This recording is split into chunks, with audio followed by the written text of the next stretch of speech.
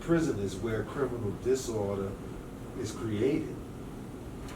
You say created? It's not a cure, it's a cause. Okay, well, criminal disorder, first of all, that word doesn't exist.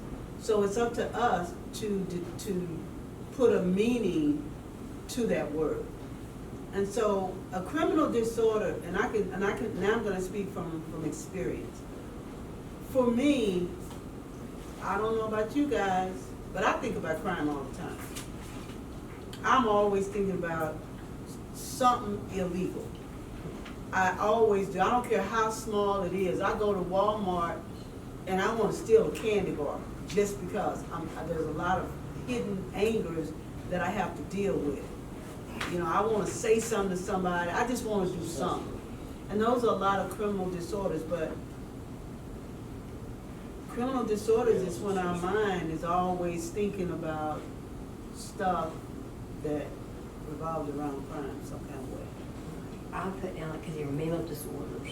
It's a mental health, yeah. Right, disproportionate, and it only enhances it more. You know, A mental being in health prison. disorder. I like that. I'm gonna write that too. A mental health disorder, yeah. Which it only enhances it.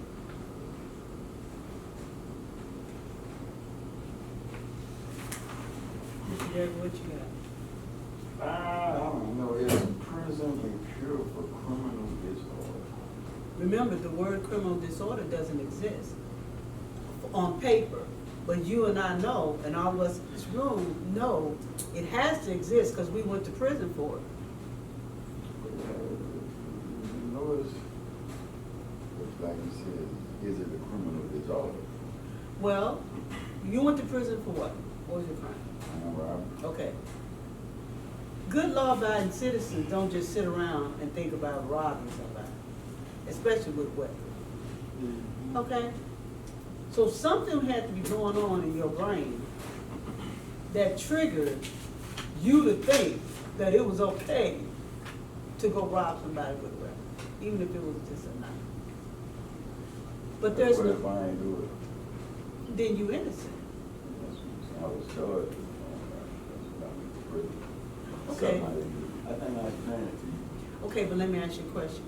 So while you was in prison, were you a law-abiding citizen? Did you violate at all, on any level? Even a misdemeanor. In prison? Yeah, you violated. Yes. Smoke weed. That's a violation. I mean, keeping it real. That's right. But the point that I'm making is, you went into what was supposed to be a non-criminal environment. Exactly. But if you didn't have a criminal disorder before you went to prison, you adopted it when you got there. Because we had to develop criminal tendencies to survive in prison. I mean, I don't know about you, but I did. I learned how to steal, I learned how to lie, I learned how to manipulate even more so. I did a lot of stuff Well, that I didn't have a business to do. It'll show you how to be Alexander Monday. There you go. The reason that this is so important is because when you guys are talking to other people, you have to help them to understand and to see. No matter how we may want to twist it to fit us, if you weren't a criminal before you went to prison, Alonzo, what? You was certainly one when you came out. There you go. You was at least criminal minded. There you go. If nothing else, you know, you was thinking about things that you can do or you should have done or could do. Because you know what? Because you meet so many people that are in there and stuff, you know, and some of them is highly intelligent, but they think about doing things and stuff that's gonna either give them a life sentence, you know, or they're gonna stay in that criminal element, you know, even when they get out. Because I heard people talk about what they're gonna do better when they get out. My brother, my younger brother was like that. He said, I know what I did wrong, but this time when I get out, I'm gonna do it this way. But it's still all caught up in that criminal element, you know. Now, what you're saying, there's no language for that. So our job is to develop the language to be able to communicate with people, to help the professionals to collaborate to help us to heal. Right. So that was a great word that you used. A criminal disorder is criminal minded. Yeah. That's a good word. Anthony, what did you have? Prison is a breeding ground for prison disorders because of taking advantage of circumstances and situations to profit oneself in some form or fashion, scheming about everything. Okay, that's perfect. I had put, I put no, because prison is not set up for a person to be successful in overcoming the disorder inside your mind. Oh, that's powerful. That's powerful. Okay, so now, when we're talking to the so-called professionals, we're the ones with the answers. Yeah, right. Y'all got Because it? see, they don't have that knowledge. And then on top of it, like you said, you know, they may have the book smart, but they don't have the common sense part of it. Experience, You know. it's called experience. Well, their experience. Well, we don't want to say common sense, because that makes it sound like people stupid. So we just say. Yeah, their experience. The experience. Yeah, that's bad. They don't have the experience. Just like, let me share something with you real quick. When we was doing this program, what we're doing now, and we had started in Kansas City, we call it Hope, House of Hope. We had the houses where we kept the men and women. Now, for whatever reason, one of the elders decided they want to hire this guy who was supposed to have a college background and stuff about drug addiction and then prison ministry and stuff like that. But here's a guy who ain't never smoked a marijuana joint or ever been locked up. And so the people, you know, that we were dealing with, you know, we had the same, we were on the same level because we, somewhere or another, we all been involved in some things and stuff so we could relate to one another. And so the class and stuff, they let this other guy take over the class, and I mean, he just started going downhill because the people could not relate to him. You know, and so the guy, he came to David and said, well, look, I'll help you if you help me. You know, so he wanted David to try to give him the lingo, what we're talking about now. He wanted, you know, David to try to explain so he could actually be able to have a better understanding of what people that was caught up on drugs and crime and prison and stuff was dealing with and going through.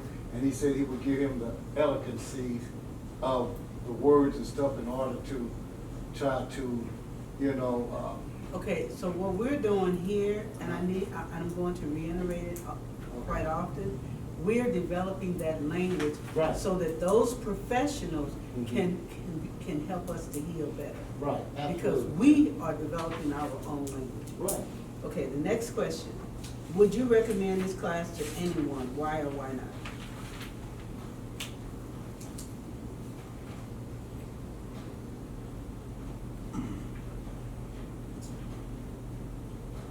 I would say yes. Why? Because it's something that's educational, number one, and it's something that you need to translate from incarceration to decarceration. You got to like get out of that frame of mind that you was in, you know, and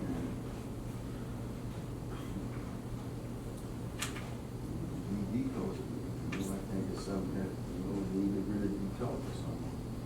You know, and like you said, it's probably a lot of people don't even know how to decarcerate. It's called transformation. Transformation. Okay. Good answer. Alonzo, what you got? I'm like, yes, because there's a great need to help those who need healing, understanding, understanding and knowledge. I want to put that knowledge of why we sometimes do the things that we do, or even think the way that we do. You know, we need to be that thinking, with that thinking that we have. It needs to be, you know, how do you say it? Like we're doing decarceration. It needs to be, you know, we need to be able to deal with it and do away with it, you know. So Right. this is what I'm like. Good answer. Okay. Was the trainer engaging? only with this quiz, was the chainer engaging? Yes or no?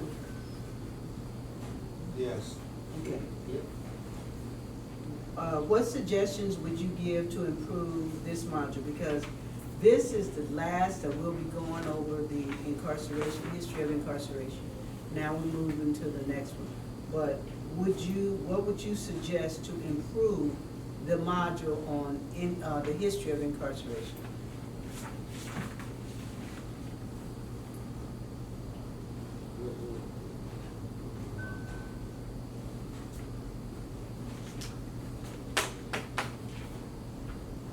Well, you know what, I was just wondering, now what I heard so far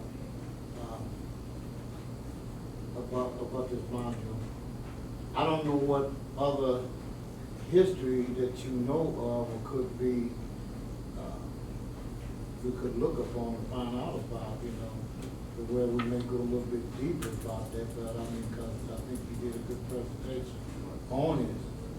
And you know, but I was just wondering, is there any more to it? Oh my goodness. Let me tell you, when I put this module together, I even learned how Arcanians got their name. I even learned where Cajuns got their name, because I took it to another level. I went into the history of incarceration for the state of Louisiana.